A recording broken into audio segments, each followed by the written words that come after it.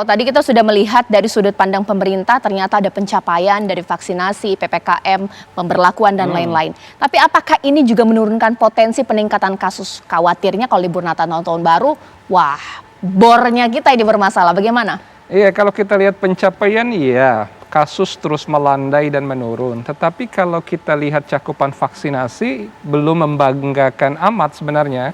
Karena vaksinasi yang kita mulai sejak 13 Januari sebenarnya kan masih jauh dari target. Harusnya berapa sih idealnya? Baru berasa boleh aman gitu ya? Kalau masih ingat target pemerintah itu harusnya tuntas semua vaksin itu di 2021 ini. Sekarang udah di penghujung 2021, kita baru mencapai 47% untuk dosis kedua. Dan segmen lansia paling rendah lagi, baru capainya sekitar 37%. Nah, ini menunjukkan bahwa resiko kita itu masih tinggi, terutama pada segmen berisiko lansia atau orang-orang dengan komorbid. Itu sebab vaksinasi ini kita terus berupaya, kita bersyukur, tapi bukan segala-galanya. Oke, itu vaksin. Kalau pemberlakuan PPKM-nya? Ya, pemberlakuan PPKM kan kita apresiasi sebelumnya ketika pemerintah mewacanakan itu. Tetapi ketika sekarang dibalikan, diserahkan kepada daerah, pemerintah daerah itu dalam dilema yang besar. Dan pada akhirnya kecenderungannya akan berhadapan dengan kepentingan perdagangan, bisnis, dan pariwisata yang susah untuk diatur secara protokol. Pak Ganjar, kalau di sini Mas Hermawan mengatakan bahwa ada dilema dari kepala daerah antara menekan kasus, tapi juga ekonomi harus berjalan. Nah, mungkin saya minta tanggapannya nih Pak Ganjar. Iya. Hari ini kita sudah praktek kok, dalam arti ekonomi mulai berjalan, maka kontrol-kontrol memang dilakukan. Ada sih risiko-risiko yang kita hadapi, ketika kita akan kencang sekali begitu, pasti akan ada reaksi dari publik. Tapi ketika kemudian kita bisa melakukan kontrol sampai hari ini baik. Menurut saya yang paling penting, kalau situasi dalam negerinya sekarang bagus, maka pintu-pintu masuk ke Indonesia dari luar negeri yang mesti dikontrol dengan sangat ketat. Kalaulah itu bisa dikontrol dengan sangat ketat, rasa-rasanya kondisinya akan seperti ini.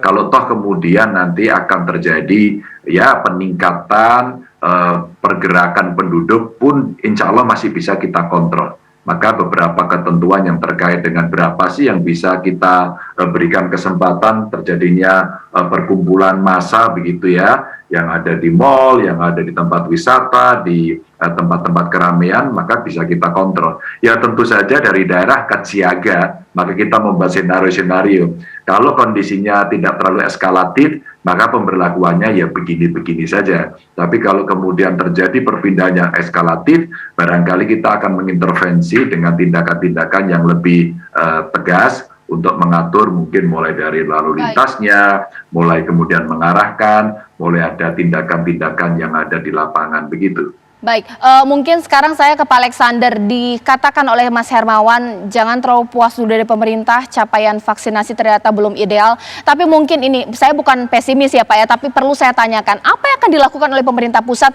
jikalau ternyata PPKM level 3 batal dilakukan, kasus ini meningkat? Kita darurat lagi keterisian bed di rumah sakit. Bagaimana? Ya, jadi pengalaman Indonesia dalam penanggulangan COVID ini sudah sering disampaikan. Setiap kita libur panjang, setiap ada libur keagamaan ataupun libur nasional, tetap berdampak dengan kenaikan kasus. Tentu ini juga akan memberikan efek di rumah sakit. Oleh karena itu, pemerintah dari awal sudah mengatakan, kendati pun kita terkendali penuh, tapi rentan untuk terjadi lonjakan kasus. Oleh karena itu, kita tetap dibungkus di dalam penanggulangan COVID ini oleh Inmendagri nomor 63 tentang PPKM Jawa dan Bali. Ini masih terus dilaksanakan. Kemudian Inmendagri nomor 65 tentang PPKM luar Jawa dan Bali. Tapi di samping itu juga pemerintah juga punya concern ya, punya perhatian bagaimana tentang perjalanan dalam negeri yang diatur oleh SE Kasatgas nomor 22, kemudian tentang protokol kesehatan perjalanan internasional, tentang STK Satgas nomor 23. Dan kemudian peningkatan laboratorium, peningkatan testing, peningkatan kontak tracing, dan juga sekarang ini kita meningkatkan laboratorium genome whole sequencing, melihat ada varian baru. Jadi oleh karena itu memang ini upaya-upaya pemerintah, tapi tidak cukup kalau hanya pemerintah dan Satgas yang bekerja secara maksimal. Semua ini harus kolaboratif, harus ada partisipasi. Oleh karena itu memang kita mengajak seluruh masyarakat melalui Inmendagri nomor 66 tersebut yang mengatakan bahwa kegiatan-kegiatan ini semua harus memang ada respons positif dari masyarakat dalam bentuk kewaspadaan yang tinggi. Sehingga kewaspadaan yang tinggi ini tentu akan mengukur dirinya apakah dia akan melaksanakan kegiatan tersebut apa tidak. Baik, Pak Alexander, terima kasih banyak. Mudah-mudahan ini nanti akan saya tanyakan ya dari Pak Alexander. Terima kasih Pak Alexander. Minta kolaborasi bukan hanya dari pemerintah daerah, masyarakat. Nah, sekarang masyarakat kita levelnya ini bagaimana nih? Sudah 100% kah mau berkolaborasi dengan pemerintah untuk menekan kasus COVID-19 atau tidak? Sesaat lagi di Apa Kabar Indonesia Malam. Saya masih akan berbincang dengan Pak Ganjar Pranowo usaha jeda berikut. Kembali di Apa Kabar Indonesia Malam. Mungkin sekarang saya ke Pak Ganjar. Pak Ganjar, kalau mungkin warga asli dari Pak Ganjar ini sudah paham atau mungkin sudah gampang lah untuk diatur. Berkali-kali Pak Ganjar belusukan. Tapi kalau warga pendatang Pak, biasanya yang datang terus kemudian buka-buka masker, tidak prokes. Nah, ini bagaimana? Ya, tentu ada dua pendekatan. Satu, tetap kita melakukan sosialisasi dan persuasi. Yang kedua ya ditindak. Yaitu yang kalau kita bicara itu kan sudah belajar 2 tahun. Lalu pencegahannya kita punya komunitas-komunitas warga Jawa Tengah yang ada di luar Jawa Tengah. Kalau yang banyak ada di Jakarta. Maka paguyuban-paguyuban ini akan kita ajak untuk mensosialisasikan untuk yuk yang merayakan Natal dan Tahun Baru di tempat masing-masing. Di tempat masing-masing itu apa? Di mana mereka berada. Sehingga kalaulah mereka bepergian ya pada lingkup itu saja. Umpama Jakarta Raya ya di sekitar itu saja, yang di Jawa Tengah tidak usah pergi, mungkin yang di Jawa Barat ya di sekitar Jawa Barat saja, Jawa Timur dan seterusnya. Dengan cara itu mobilitas kita akan terasa biasa-biasa saja. Nah, ini komunikasi yang kita sampaikan. Tadi waktu kami rapat dengan Forkompimda pun, kami berkomunikasi dengan Romo, umpama Keuskupan Jawa Tengah kita data. Itu kira-kira nanti acara-acara misa, acara-acara di gereja seperti apa persiapannya. Mereka sudah mengatur sendiri dengan kesadaran sendiri, membatasi bahkan kemudian secara real time mereka mendata siapa-siapa yang akan ikut. Dan saya tanya, Romo, apakah nanti umpama dari Jakarta mau pulang ke Jawa Tengah begitu, mereka umat Katolik yang mau merayakan Natal terdeteksi nggak?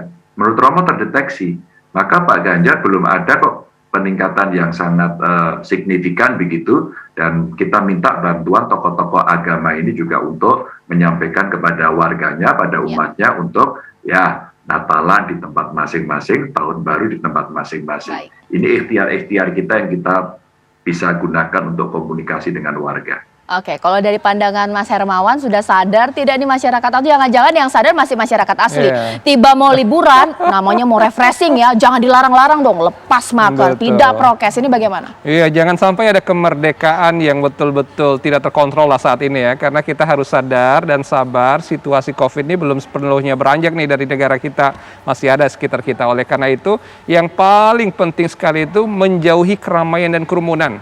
Maka itu physical distancing itu tetap penting. Tidak mungkin juga saat seperti ini kita membatasi orang, mengkotak orang begitu saja. Tetapi jadi jangan ke tempat wisata begitu Kang Mas? Atau mungkin kalau ke tempat wisata jangan ngumpul-ngumpul terlalu ramai? Iya, itu bersabar lebih baik seperti itu. Karena menjaga jarak dan mencuci tangan itu, nah itu dia. Nah yang begini ini susah kan. Pada akhirnya kan kalau nggak dikendalikan secara kebijakan, bagaimana bisa kita mengatur? Nah, kesadaran harus bertemu dengan kebijakan agar tidak diarahkan untuk ramai dan berkerumun. Tapi juga diperhatikan tempat-tempat hiburan yang berpotensi berkerumun, yang di mana orang lalu lintas pegang fasilitas publik bergantian, tidak ada cuci tangan dan jaga jarak, ya itulah yang harus kita kendalikan. Jadi kuncinya protokol 3M itu nggak bisa ditawar.